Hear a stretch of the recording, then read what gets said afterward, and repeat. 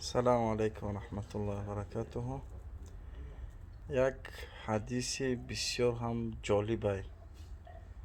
حدیثی که اگر به همین حدیث عمل میکنیم انشاءالله 8 در جنت برای ما گشوده میشه و یک عملی هسته که هر فرد مسلمان همینه انجام میده. فقط ثواب همین عمل اکثریت ما نمیدونیم و شاید که اکثریت ما اهمیت ندیم همین عمل. رسول الله صلی الله علیه و سلم در حدیث فرمودن که شخص طهارت کنه، اگر بعد از اینکه طهارت تمام کرد این دعا را بگه: اشهد ان لا اله الا الله و اشهد ان محمدا عبده و رسوله. با گفتن همین دعا 8 در بهشت برایش گشوده می شود.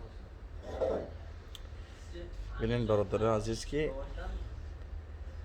اکثریت ما وقتی هم طهارت میکنیم شاید همین دعا را بدانیم اهمیت ندهیم و اکثریت ما ثواب این دعا را نمیدونیم که این دعا به این کوتاه بودنش، به این آسانیش چه یک پاداش بزرگ دارد.